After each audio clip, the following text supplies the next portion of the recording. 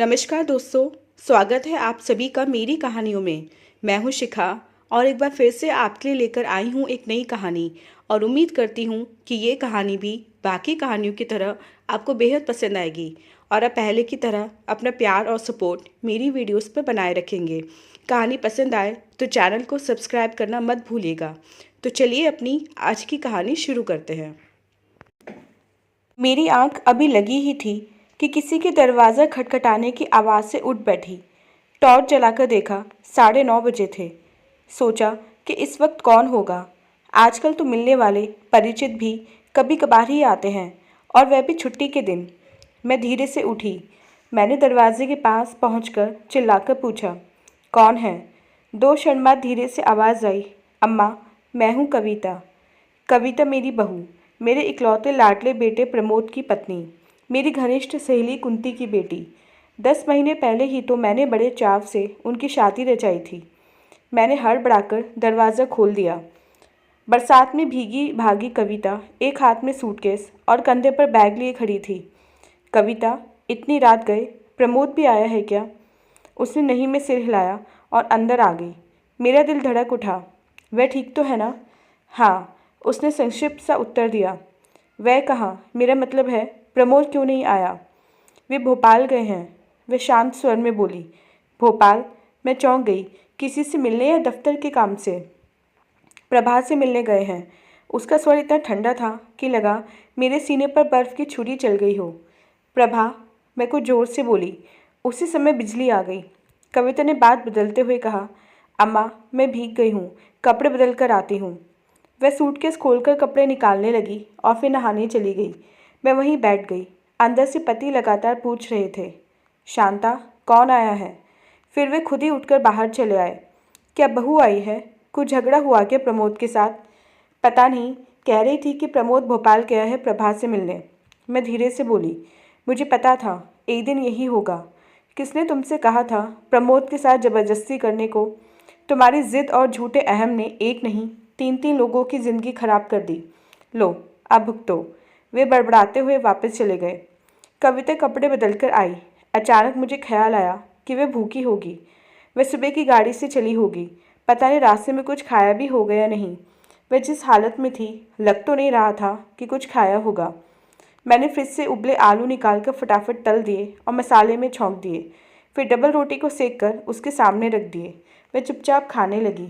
मुझे ऐसा लग रहा था जैसे वह अपने सीने में एक तूफान छिपाए बैठी हो। मैंने उसका बिस्तर सामने वाले कमरे में लगा दिया। वह हाथ धोकर आई तो मैंने मुलायम स्वर में कहा, कविता, तुम थक गई होंगी, सो जाओ, कल सवेरे बात करेंगे। कल सवेरे मैं माँ के पास दिल्ली चली जाऊँगी। इतनी जल्दी? मैं अचकचा गई। मैं तो यहाँ आपसे सिर्फ यह पूछने आई थी कि आपने मेरे साथ ऐसा क्यों किया? उसकी सवालिया निगाहें मुझ पर तन गईं।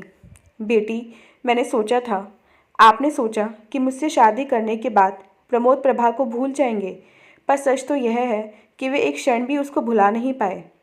क्या तुम्हें प्रभा के बारे में सब पता है? मैंने डरते डरते पूछा। हाँ, प्रमोद ने शादी के पहले ही मुझे सब कुछ बता दिया था। इधर आपकी ज़िद थी, उधर मेरी माँ की। उस वक्त तो मैंने भी यही सोचा था कि शादी के बाद वे सब भूलने लगेंगे। पर क्या प्रमोद ने तेरे साथ कुछ? नहीं अम्मा, वैसे तो वे बहुत अच्छे हैं, पर प्रभा उन पर कुछ इस तरह हावी है कि वे मेरे साथ कभी सामान्य नहीं रहते। मुझे प्रमोद पर गुस्सा आने लगा। इस तरह कविता को अकेले छोड़कर भोपाल जाने का क्या मतलब? मुझे साल भर पहले प्रमोद का कहा याद आया, अम्मा, कविता को दूसरे अच्छे घर के लड़के मिल जाएंगे, पर प्रभा का मेरे अलावा और कोई नहीं है। उसके पिता नहीं हैं, माँ बीमार रहती हैं, छोटे भाई बहन। तो क्या प्रभा से तुम इसलिए शादी करना चाहते हो कि उसका कोई नहीं? मैं तो उसे बहू के रूप में स्वीकार नहीं कर सकती। माँ, प्रमोद ने दयनीय स्वर में प्रतिवाद किया था। देख प्रमोद, तेरी शादी कविता से ही होगी। मैं अपनी बचपन की सहेली कुंती को वचन दे चुकी हूँ। फिर शादी ब्याह में खानदान भी तो देखना पड़ता है। कविता के पिता की 2 फैक्ट्रियाँ हैं, एक होटल है। तेरा कितने अरसे से फैक्ट्री लगाने का मन है? शादी के बाद चुटकियों में तेरा काम हो जाएगा। माँ, मैं किसी और के पैसे से नहीं, अपने पैसों से फैक्ट्री लगाऊंगा। फिर इतनी जल्दी क्या है?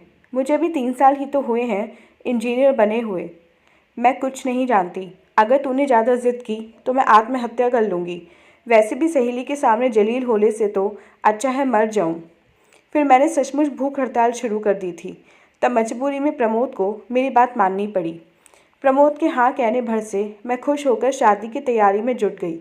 कविता के लिए साड़ियाँ मैंने अपनी पसंद से ली, नई डिज़ाइन के गहने बनवाए। मेरे सारे दूर दराज के रिश्तेदार सितंबर पहले आ गए, लेकिन प्रमोद को तो जैसे इस सब से कोई मतलब ही नहीं था। वह शादी से एक दिन पहले घर आया। सुबह बारात जानी थी और रात को उसने मुझसे कहा, माँ, तुम्हारी ज़िद और झूठे अहम की वजह से मेरी ज़िंदगी बर्बाद होने वाली है। तुम चाहो तो अब भी सब कुछ ठीक हो सकता है। तुम सिर्फ एक बार प्रभा से मिल लो। अगर मैंने उससे शादी ना की तो ना तो मैं खुश रहूँगा, न कविता और न प्रभा। मुझसे अपनी ममता का बदला इस तरह चुकाने को ना कहो माँ। मैं गुस्से से फुफकार उठी।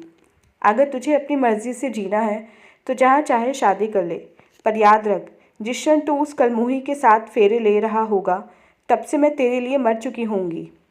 फिर मैं हलवाई के पास से मिट्टी के तेल का कनस्तर उठा लाई और प्रलाप करते हुए कहा, ले प्रमोद, मैं खुद ही तेरे रास्ते से हट जाती हूँ।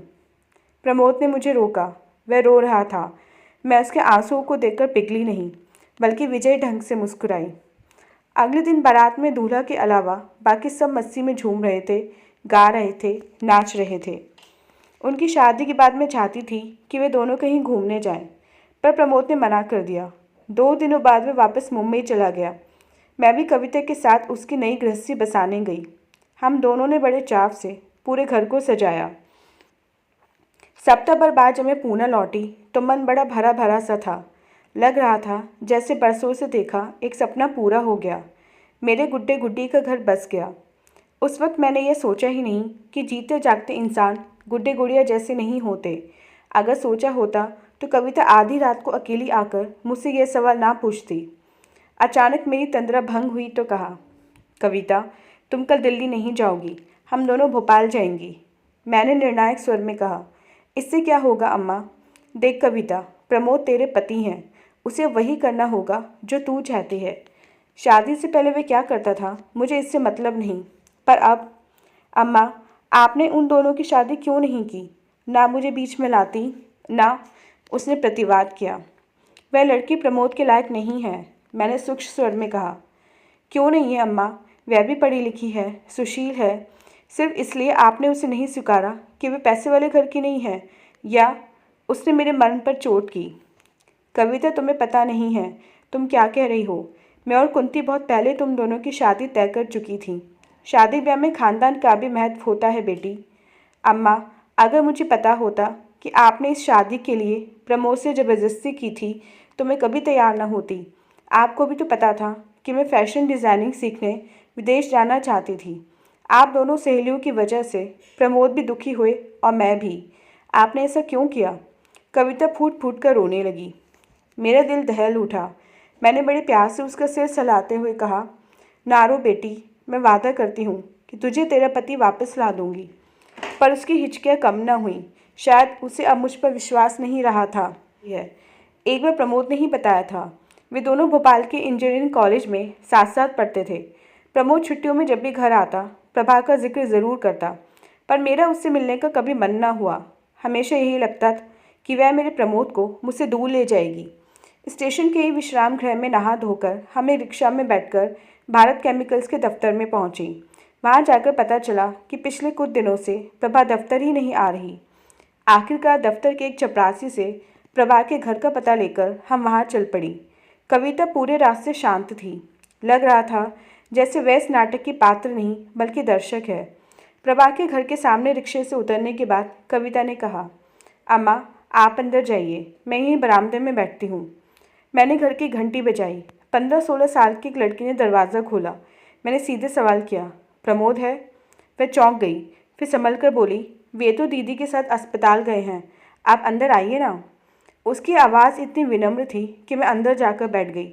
घर सादा सा था पर साफ सुथरा था। वह मेरे लिए पानी लेकर आई और बोली, मैं प्रभा दीदी की बहन हूँ, विभा। मैंने अपना परिचय देने के बजाय फिर से सवाल पूछा, प्रमोद यहाँ कब से हैं? वे 2 दिनों पहले आए थे। माँ जब से अस्पताल में भर्ती हुई तब से। उसकी आवाज़ भारी हो गई। फिर संयत स्वर में उसने पूछा, आप प्रमोद जी की माँ है ना? उन्होंने आपकी तस्वीर दिखाई थी। घर में और कौन कौन है? दीदी, मैं, छोटा भाई और माँ। विभा से छोटा भाई, यानी अभी स्कूल में ही होगा। मैं उठने ही लगी थी कि विभा बोल पड़ी। आप बैठिए, मैं आपके लिए चाय बना कर लाती हूँ। फिर प्रमोद जी को यहीं बुला लाऊंगी। अस्पताल यहाँ से ज़्यादा दूर नहीं है। बाहर मेरी बहू बैठी है, उसे भी अंदर बुला लाओ। मुझे इतनी देर में पहली बार कविता का ध्यान आया। जी अच्छा, कहती हुई विभा बाहर चली गई। कविता के चेहरे से लग रहा था कि वह बहुत असहज महसूस कर रही है। विभा हम दोनों के लिए चाय और नाश्ता ले आई। उसके अंदर आ जाते ही कविता शुरू हो गई। अम्मा, हम वापस चलते हैं, प्रमोद को बुरा लगेगा। क्या बुरा लगेगा? मैं उसकी माँ हूँ, तुम उसकी पत्नी हो, बुरा तो हमें लगना चाहिए, मैंने गुस्से में कहा। विभा तैयार होकर आ गई। आप लोग यहाँ बैठिए, मैं अभी उन्हें बुलाकर लाती हूँ। नहीं, हम भी चलेंगे। मैं उठ खड़ी हुई। वह अचकचा गई। आप क्यों? चलो कविता, मैंने उसे भी उठने का इशारा किया। एक बार मैं जो तय कर लेती हूँ करके ही रहती हूँ। प्रमोद तो जानता ही था कि मैं कितनी ज़िद्दी हूँ। विभा अस्पताल पहुँचकर कुछ तेज कदमों से चलने लगी। वार्ड के बाद तख्ती लगी थी कैंसर के मरीजों के लिए। वह निसंकोच अंदर चली गई। कुछ मिनटों बाद प्रमोद लगभग दौड़ता हुआ बाहर आया। माँ, आप यहाँ? मेरे पीछे खड़ी कविता शायद उसे दिखी नहीं, पर मुझे प्रमोद के पीछे आती एक दुबली पतली कंधे तक कटे बालों वाली सांवली लेकिन अच्छे नैननक्श वाली लड़की दिख ही गई। मैं समझ गई कि यही प्रभा है। प्रमोद के कुछ कहने से पहले मैं फट पड़ी। तुम्हें कुछ ख्याल भी है कि तुम्हारा घर बार है, पत्नी है, माँ है और मुझे सब पता है माँ, मैं भूलना चाहता हूँ तो भी अब भूलने कहाँ देती हैं। आप ज़रा धीरे बोलिए, ये अस्पताल है। उसके स्वर में कड़वाहट थी। मैं पहली बार मुझसे इस ढंग से बोल रहा था। अचानक विभा बाहर दौड़ती हुई आई। दीदी, जल्दी अंदर चलो, माँ को होश आ गया है। प्रभा और प्रमोद तेजी से अंदर भागे। मेरे कदम भी उसी दिशा में बढ़ गए। कविता भी मेरे पीछे चली आई। कमरे में एक कृष्णकाय महिला बड़े प्यार से प्रमोद का हाथ थामे बैठी थी। मुझे देखकर प्रमोद ने कुछ हड़बड़ाते हुए कहा, आप इतने दिनों से मेरी माँ से मिलने को कह रही थी, देखिए वे आपसे मिलने आई हैं। मुझे देखकर उस महिला की आंखों में आंसू उभर आए। वह हौले से बोली, बहन जी, मैं मरने से पहले आपसे एक बार मिलना चाहती थी। आपका बेटा प्रमोद मेरे लिए देवदूत जैसा है। पता नहीं प्रभा ने ऐसे क्या कर्म किए हैं जो उसे प्रमोद जैसा। उनकी आवाज़ आंसुओं में धुल गई। मैं हतप्रभ सी खड़ी रही। अचानक प्रभा की माँ का ध्यान कविता की ओर गया। ये कौन है बेटा? प्रमोद ने तुरंत धीरे से कह डाला, मेरी मौसेरी बहन है, माँ के साथ आई है।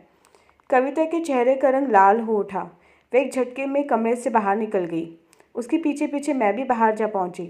वार्ड के बाहर एक कुर्सी पर बैठकर वह सिसके भरने लगी। मेरी लाडली बहू रो रही थी और मेरा गुस्सा लगातार बढ़ रहा था। 2 कौड़ी की महिला के सामने प्रमोद ने कविता को जलील किया। उसकी यह हिम्मत। प्रमोद वार्ड से बाहर आया और मेरे पास न आकर सीधे कविता के पास पहुंचा और रुधे स्वर में बोला, मुझे माफ़ कर दो, मैंने तुम्हें जलील करने के इरादे से ऐसा नहीं कहा था। उस वक्त मुझे कुछ और नहीं सूझा। दरअसल प्रभा की माँ मेरी शादी के बारे में नहीं जानती। उसकी ज़िंदगी में एकमात्र आशा की किरण प्रभा से मेरी शादी है। इस वक्त जब वह कैंसर के अंतिम चरण से गुजर रही है, मैं अपनी शादी की बात बताकर समय से पहले उसे मारना नहीं चाहता। तुम समझ रही हो ना? कविता की सिसकियाँ धीरे धीरे रुकने लगी। प्रमोद उसे बता रहा था, मुझे प्रभा की माँ से बहुत प्यार मिला। मैं घर से दूर था, मुझे कभी उन्होंने घर की कमी न खटकने दी। मैं बीमार पड़ता तो पूरा परिवार दिन रात मेरी सेवा करता। प्रभा से मैंने खुद विवाह का प्रस्ताव रखा था। इस पर भी मेरी शादी के बाद उसने मुझे एक बार भी गलत नहीं कहा। क्या इस परिवार के प्रति मेरा कोई कर्तव्य नहीं है? मुझसे ये लोग किसी चीज़ की आशा नहीं रखते, पर अगर मैं इस वक्त इनका साथ नहीं दूंगा तो खुद की नज़रों में गिर जाऊंगा। कविता, मुझे तुमसे कोई शिकायत नहीं है। मैंने तो तुमसे कहा था कि मैं 3-4 दिनों बाद वापस आऊँगा, फिर भी तुम्हें सब्र क्यों न हुआ? कविता का रोना रुक चुका था। वह गंभीर स्वर में बोली, मुझे माफ़ कर दो प्रमोद, मैंने तुम्हें गलत समझा। दरअसल शादी से पहले जब तुम मुझसे मिले थे और प्रभा के बारे में बताया था, तभी मुझे समझ जाना चाहिए था। मैं तो बेकार में ही तुम दोनों के बीच आ गई। तुम्हारी ज़रूरत मुझसे ज़्यादा प्रभा और उसके परिवार को है। तुम चाहो तो अब भी अपनी गलती सुधार सकते हो। मैं तुम्हें आज़ाद करती हूँ प्रमोद। मैं दिल्ली लौट जाऊँगी और फैशन डिज़ाइनर बनने का सपना साकार करूँगी। मैं हक्की बक्की खड़ी रह गई। मुझे लग रहा था मेरा अस्तित्व है ही नहीं। मेरे बनाए गुड्डे गुड्डी अब इंसानों की भाषा में बोलने लगे थे। कविता, इतनी जल्दी कोई निर्णय मत लो, शादी कोई खेल नहीं है। प्रमोद कठोर स्वर में बोला। हाँ, वाकई खेल नहीं है, पर मैं अब और कठपुतली नहीं बन सकती, कविता दृढ़ स्वर में बोली। प्रभा और विभा हमारे पास आ गई। प्रभा शांत स्वर में बोली, आप लोग घर चलिए, खाना खाकर जाइएगा। घर आकर प्रभा और विभा ने फटाफट खाना तैयार किया। बिना एक भी शब्द कहे हम सब ने खाना खाया। रात घिर आई थी।